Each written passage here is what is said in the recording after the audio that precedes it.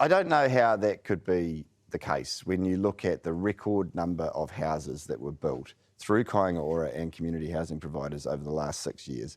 Kāinga Ora put a press release out this week to say that there was 5,000 homes completed over the last 12 months. I note the government's trying to take credit for it, but they didn't pay for those. That's the last government's achievement. 13 homes a day it equates to.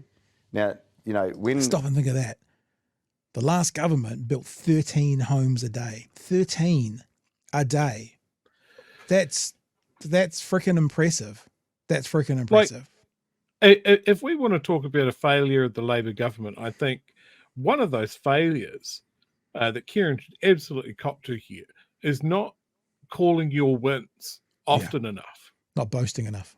You know, you can see the hangover from that now, when if you look up what Kāinga Ora is up to at the moment, it's apparently gone from a housing organisation to an organisation that just wants to sit on empty lots and do nothing. Yeah. There's one just down around the corner from me here in Dunedin. I see that there's several in Palmerston North and Tauranga on the East Coast. There's a bunch of land that got built, and now the government's like going, no, stop, we're not doing anything. Yeah, no, we'll keep going because he talks about housing. This is an important clip to play. Government's achievement. 13 homes a day it equates to. Now, you know, when the review came out into Kāinga Ora and the ministers were trying to put the boot in, they were talking about the debt. They weren't talking about the assets. And it's a crucial element. And remember, we've done this. He doesn't mention it. The government is banging on about $10 billion worth of debt to Kāinga Ora.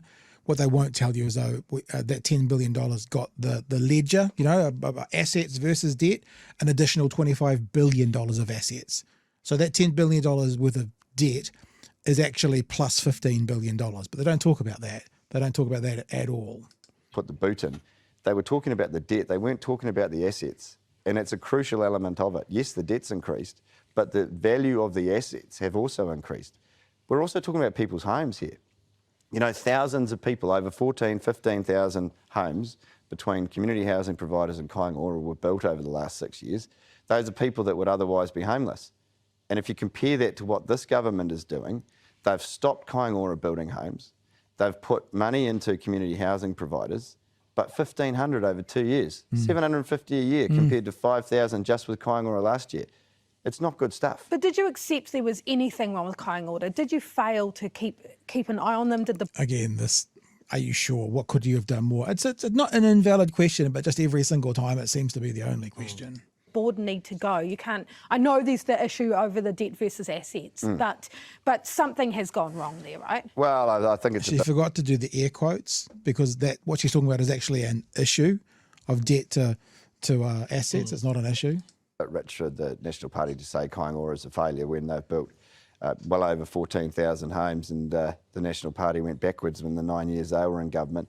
Look, at the end of the day, and I imagine that if they were honest, they'd say so themselves, the National Party doesn't believe it's the government's responsibility to build houses. We do. And if you're going to do that, you've got to fund it. We stand by the outcomes. Could there be efficiencies in Kāinga Ora? Absolutely. It was essentially a new agency. It was started from scratch in 2018. Of course there's going to be efficiencies, but look at the outcomes. Well, did you not, that's my question, did you not look at where those efficiencies could be made, given the amount of taxpayer money we're talking about? Oh, yeah, no, I mean, when Megan Woods was Housing Minister, she was constantly looking at that. I think if they were to continue that process, then there would always be efficiencies to be found. You're talking about a massive build program over the whole country, at the same time supporting community housing providers. But you look at the trajectory now. This is exactly what they want us to be talking about, defending Kāinga Ora to distract from the fact that they have pulled money from the housing budget. $1.5 billion in the... Yes. Fuck, he's good, eh? I mean, he's good. He's good. Distract from the fact that they have pulled money from the housing budget. $1.5 billion in the last budget gone from housing. 400 million of that was for large-scale projects under Kāinga Ora. They're making a virtue of the fact that they've funded 1,500 over 2 years by scrapping the first home grant, which is only a small proportion of the momentum that we'd built over our time. That is bugger all. It's not going to make a dent. In fact, it's going to make things worse. What a great communicator Kieran was in that. Just relaxed across his portfolio, across the issues. Just, he looked like he was doing it easy. So yeah, well done.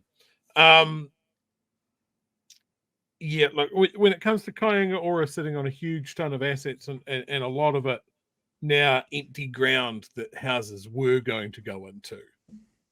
What my concern is now, the government will turn around and go, well, why is Kāinga Ora sitting on all of this empty property that could be sold for less than what Kāinga Ora paid for it to landlords, to developers that will put a 4-bedroom house on it because that's where they get the most profit, and it won't be something that solves the housing crisis that we still have in New Zealand, even with Labour's 13 houses a day, which is phenomenal. We still have people sleeping on the streets. We still have people sleeping in parks and tents. We still have people sleeping in cars. Imagine what it would be though if we didn't have 13 houses a day going in under Labour. Yeah. What would we be looking at today? I mean, again, everybody seems to forget that fucking COVID screwed everything for years. Kieran talked about Kāinga Ora being sprung up in 2018. 2 years later, the entire world shits the bed. And they're still building houses. Yeah. You know, it's just remarkable how short people's memories are. That they built those, like if he's talking about the average of 13 houses a day, and there was basically a year there where nothing happened.